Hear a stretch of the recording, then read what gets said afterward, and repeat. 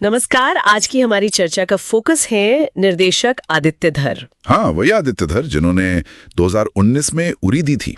जबरदस्त हिट थी वो फिल्म। बिल्कुल, उरी, द सर्जिकल स्ट्राइक, और अब उनकी जो अगली फिल्म आ रही है धुरंधर, उसको लेकर काफी माहौल बना हुआ है। हाँ, काफी बज़ है। तो हमारे पास जो जानकारी है उसमें थोड़ा उनके करियर पर नजर डालेंगे, उरी क्यों चली उस पर बात करेंगे, और धुरंधर से जुड़ी जो ताजा खबरें वो भी देखेंगे। ठीक है। तो समझने की कोशिश करते हैं कि उरी में क्या खास था और ये धुरंधर से इतनी उम्मीदें क्यों बन गई हैं। मतलब क्या अलग करते हैं आदित्य धर। शुरुआत करें तो आदित्य धर दिल्ली से हैं। 12 मार्च 1983 का जन्म, और फिल्मों में डायरेक्शन से पहले भी वो इंडस्ट्री में काम कर रहे थे। हाँ, ये बात सही है। वो पहले लिरिक्स भी लिखते थे, जैसे काबुल एक्सप्रेस के लिए लिखे, और डायलॉग्स भी। आक्रोश, तेज जैसी फिल्मों के डायलॉग राइटर रहे हैं वो। अच्छा, तो लिखने का अनुभव पहले से था। बिल्कुल, और शायद वही अनुभव उनके डायरेक्शन में भी दिखता है।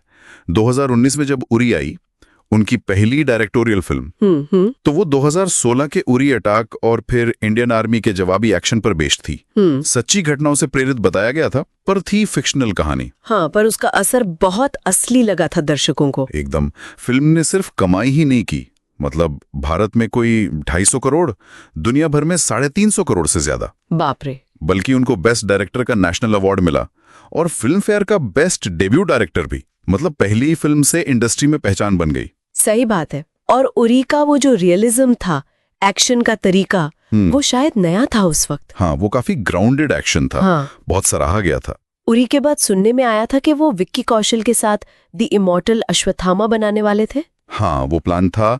बड़ी महत्वाकांक्षी फिल्म लग रही थी, लेकिन फिर कोविड आ गया, बजट की भी बातें थी, तो वो प्रोजेक्ट फिलहाल रुका हुआ है। अच्छा, और अब पूरा फोकस धुरंधर पर है, जिसे वो लिख भी रहे हैं, डायरेक्ट भी कर रहे हैं और प्रोड्यूस भी। हाँ, तीनों जिम्मेदारियां उन्हीं के पास हैं। तो ये धुरंधर है क्या, मतलब किस जॉनर की फिल्म है?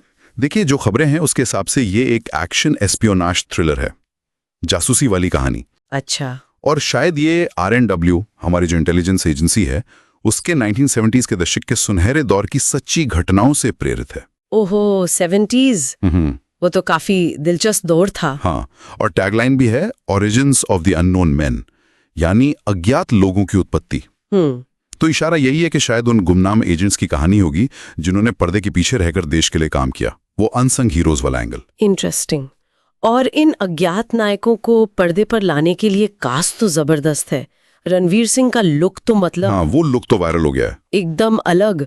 लंबे बाल, घनी दाढ़ी, चेहरे पर वो निशान, काफी इंटेंस लग रहा है। बिल्कुल। और टीजर में वो डायलॉग भी है, घायल हूं इसलिए घातक हूं। किरदार का तेवर पता चल रहा है उससे। हाँ, और साथ में अक्षय खन्ना, संजय दत्त, आर माधवन, सारे मंझे हुए एक्टर्स हैं। हाँ, कास्टिंग काफी सॉलिड लग रही है। सारा अर्जुन भी हैं। हालांकि रणवीर और सारा की उम्र के फासले पे थोड़ी चर्चा हुई थी। वो तो आजकल होता ही है। पर टीजर की बात करें, जो 6 जुलाई को आया था रणवीर के बर्थडे पर। हाँ, वो 2 मिनट 40 सेकंड का टीजर, उसने वाकई धूम मचा दी। क्या खास लगा उसमें? एक तो विजुअल्स बहुत रॉ और हिंसक हैं, मतलब खून खराबा है, उरी से ज्यादा डार्क फील है। अच्छा। हाँ, और उसमें पंजाबी रैप का इस्तेमाल हुआ है, शायद जैस्मिन सैंडल्स और हनुमान का इनका। वो भी काफी दमदार लग रहा है। टीजर का कैप्शन भी था, an inferno will rise, uncover the true story of the unknown man.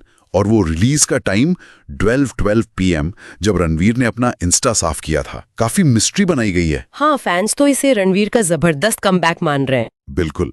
तो लग रहा है धर इस बार जासूसी की दुनिया की और गहरी, शायद थोड़ी स्याह परतों को एक्सप्लोर कर रहे हैं। तो क्या हम ये कह सकते हैं कि उरी के मिलिट्री एक्शन से थोड़ा हटकर अब फोकस इंटेलिजेंस ऑपरेशंस और शायद ज्यादा कॉम्प्लेक्स किरदारों पर है? हाँ, ऐसा लग तो रहा है।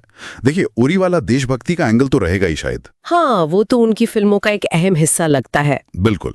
लेकिन इस बार फोकस सीधी लड़ाई पर नहीं, बल्कि खुफिया मिशन, जासूसी, उन अननोन चेहरों पर ज्यादा लगता है। जैसे राजी या द गाजी अटैक जैसी फिल्में थी। हाँ, कुछ वैसा ही। मतलब इंटेलिजेंट थ्रिलर का स्पेस, जहां सिर्फ एक्शन नहीं, बल्कि दिमागी खेल, तनाव, किरदारों की साइकोलॉजी, वो सब अहम होता है। तो उम्मीद कर सकते हैं कि धुरंधर में हाइपर रियलिस्टिक एक्शन के साथ जासूसी वाला सस्पेंस और देशभक्ति का एक अलग रंग देखने को मिलेगा। पूरी उम्मीद है। फिल्म आ रही है 5 दिसंबर 2025 को। अभी थोड़ा इंतजार है। हाँ, लंबा इंतजार है। तो कुल मिलाकर देखें आदित्यधर उरी की बड़ी कामयाबी के बाद अब धुरंधर के साथ एक और दमदार कहानी लाने की तैयारी में है।